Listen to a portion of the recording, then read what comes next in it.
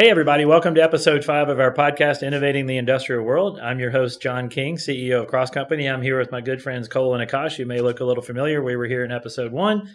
We're talking about an introduction to vehicle electrification. Today, we're going to talk about some really cool stuff we're doing with energy mapping and duty cycle characterization. But before we get into that, why don't you introduce yourselves to folks?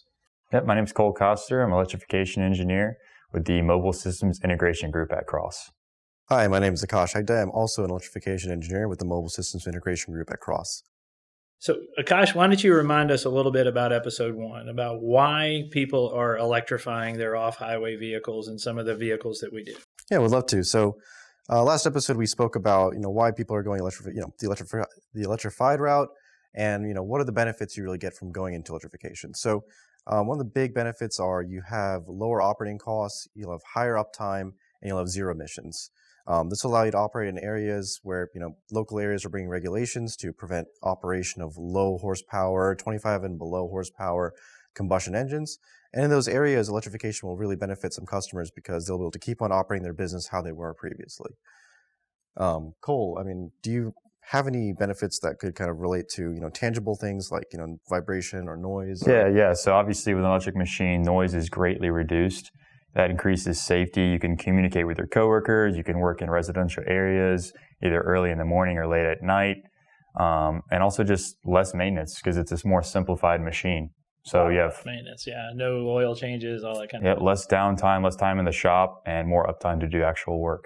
Don't have to change oils and filters on batteries. And when we've had customers coming to us telling us, hey, previously we'd have this loud motor, loud engine running next to us, and now we can hear our coworkers. We don't need walkie-talkies necessarily to communicate, and it just creates a much safer work environment for customers. So a lot of the vehicles we're working on, things like street sweepers, backhoes, all that kind of thing, they're doing work, and they get there on site. Typically, it is with an over-the-road kind of a diesel engine or something along this, or an internal combustion engine. And then when we get there, that's when we start the electrification. That's when we start working in the electrical world and some of the work that we do. So back in episode 1, we talked about all the different things that drive why we're doing it, what we're doing it, the batteries you need, the motors you need. If you want to go back and check that out, you probably should.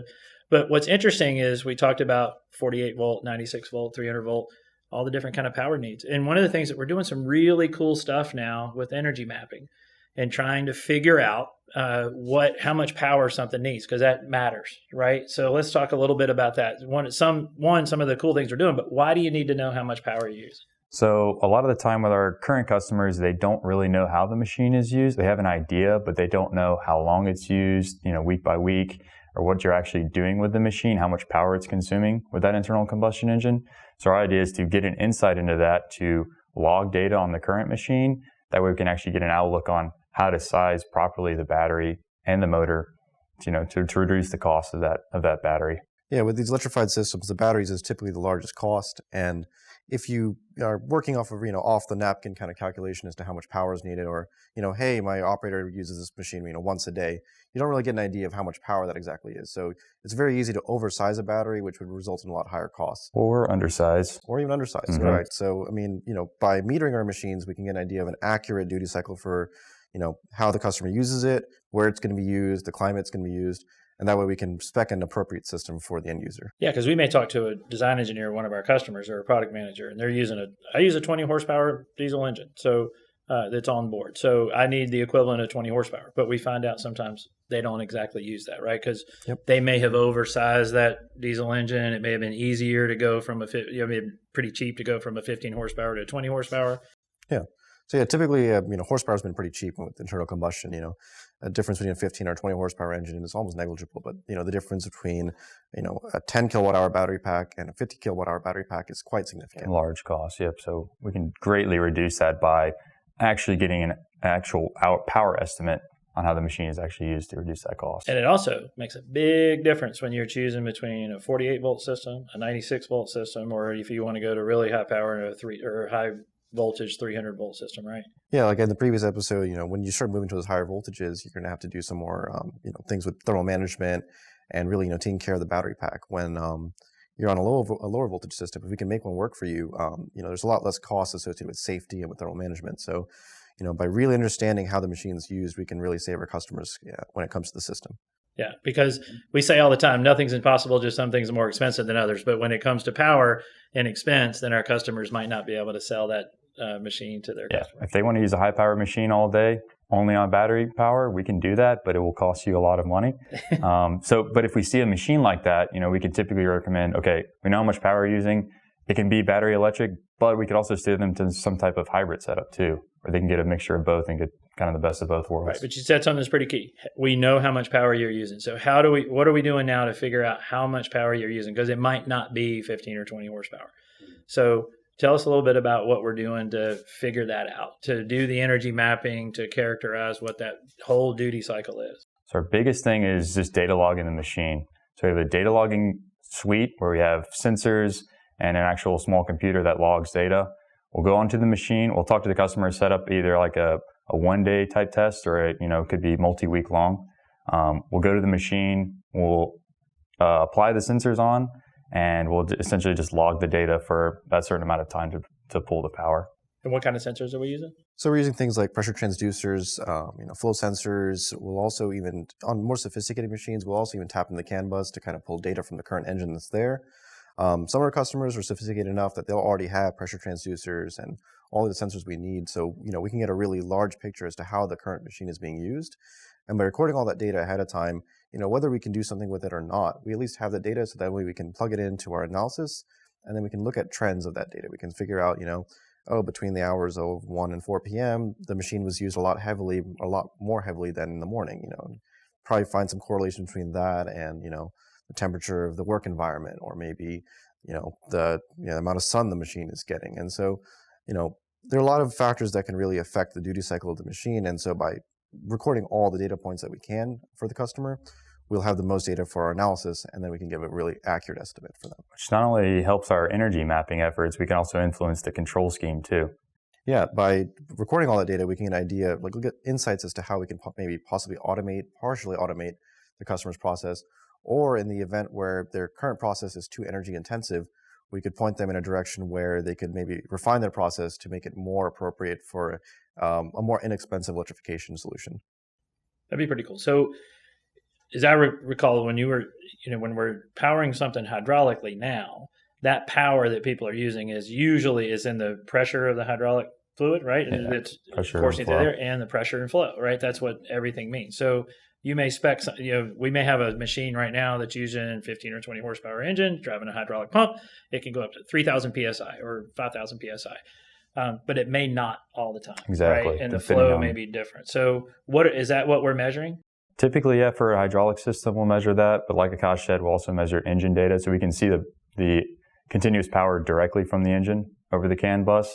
But for hydraulics, yeah, it's pressure and flow. Yeah, in the case of replacing a diesel engine with doing a prime mover replacement, replacing the diesel engine with an electric motor, typically it's great to get information directly from that diesel engine to get an idea what it's doing.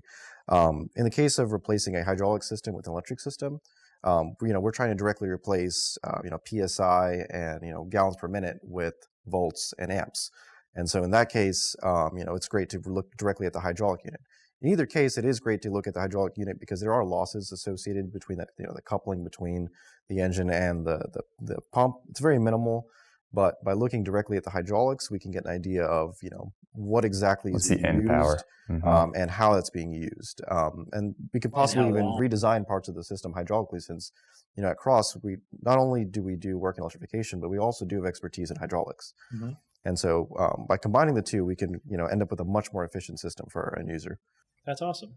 So what are a couple of examples that we've been doing lately? Because I know we've been talking about some really cool stuff we're doing lately. So one of the projects we've done is a commercial industrial pressure washer trailer. So it essentially is like a high power pressure washer that you use on construction sites or sewer systems or things like that, where they told us an idea of the pressure and flow of what they think it's going to be. We actually went on site and metered it and got, exact numbers and a better idea of duty cycle too. So we can actually scale and, size the battery correctly. That's cool. Was it different than what we thought? Yeah, the battery was much smaller than we thought we need, but it was like the actual energy, but the power was larger. So we actually need a higher voltage. Got it. Mm-hmm. That's awesome. And so those are the kind of benefits you get by doing the machine metering. It's like in this case, this was a short-term test. We were out there for one day. We went there, plugged up the system with our sensors, hooked into whatever CAN data they had from the engine, and we were able to get a short-term idea of how much power, how much sheer power they need. We also have cases where we're long-term monitoring. We go and set up the machine and the system, and we let it sit on the field for a couple days and really get some trends as to how it's being used. On that forklift project, we've actually had it for 3 weeks, where we got a great idea of, trends, like you said, energy usage per day.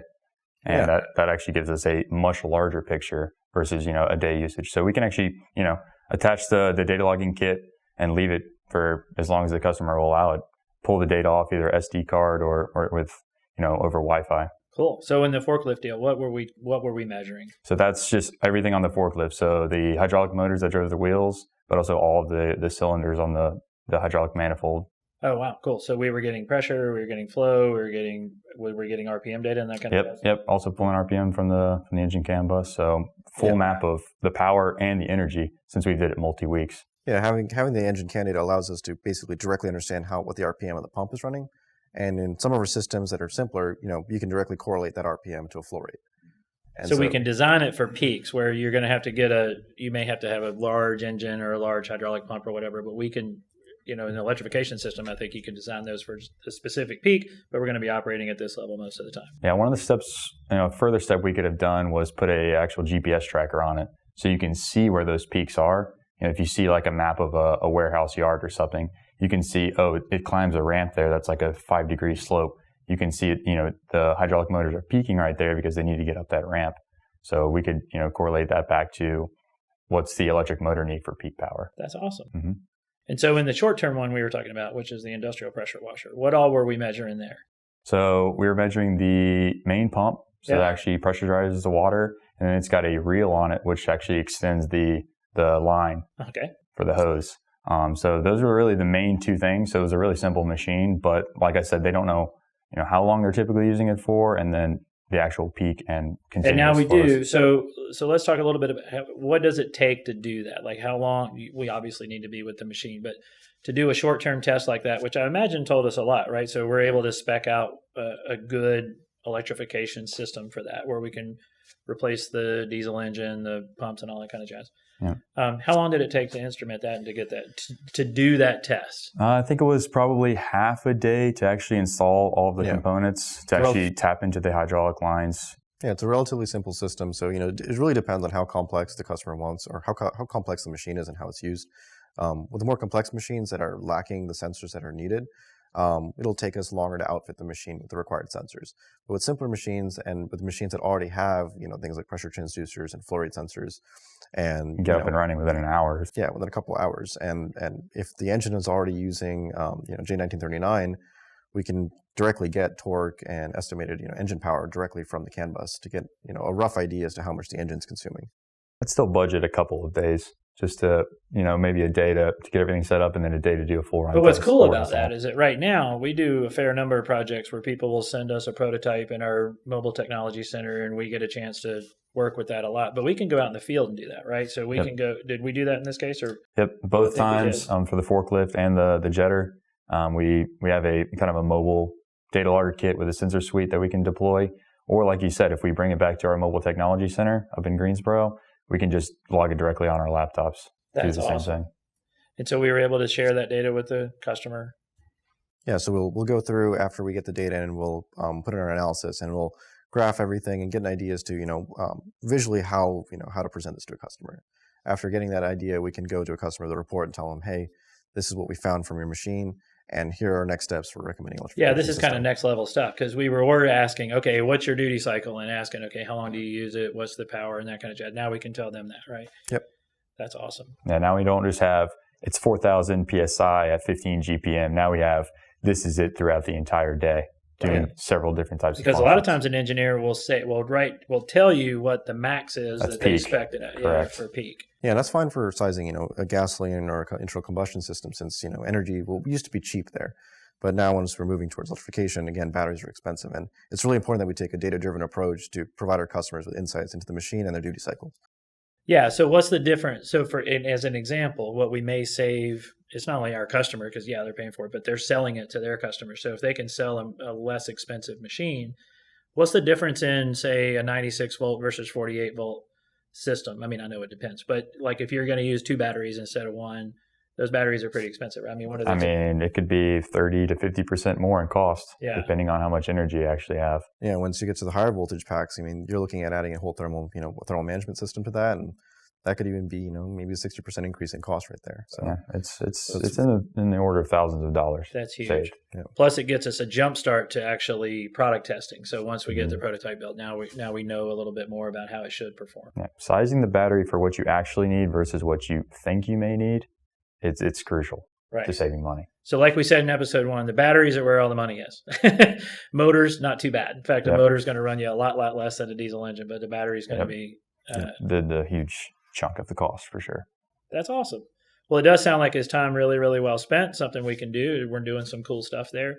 And then the data we present to our customer, we're doing it, graphically in a report kind of thing. And it's part of our proposal process. Is that right? Yep. So we'll graph it together. That'll give more of our side an idea, but that, we can get the business side in and say, okay, this is the battery system we need. This is the motor we need. It just gives us an exact full picture. And with that information, we can give you an accurate quote and give you a kind of an idea of what your return on investment will be on your machine. Yep. That's awesome. So, with rising, and we can track fuel costs. We can see, if fuel stays this cost, it'll take you this long to get an ROI, a positive ROI, or, if fuel cost increases, then, your ROI is even less time. Yeah, and then they can use that data to talk to their customers about the investment. And so, hey, if you buy our new electric machine rather than the diesel one, then you're gonna get this return. We can even calculate, the CO2. That's awesome. Tonnage saved. So. Oh, really? Mm-hmm. Yep. Oh, that's pretty amazing. That's awesome. Yeah. Well, pretty innovative stuff. It helps a lot. Yeah. It's a game changer, and it's really a step forward for doing our engineering process. That's super cool. Well, that concludes episode 5 of our podcast, Innovating the Industrial World. Thank y'all so much for joining us. If you like what you heard or want to find out a little bit more, go to crossco.com, CROSSCO.com. The other thing you can do is leave any questions or comments below. And for sure, if you like the podcast, click subscribe so you know when the next episode is, and you can go back and look at the other ones. Cole, Akash, thank y'all so much. This is a lot of fun. Yeah, thank you. Yeah, Appreciate you having us.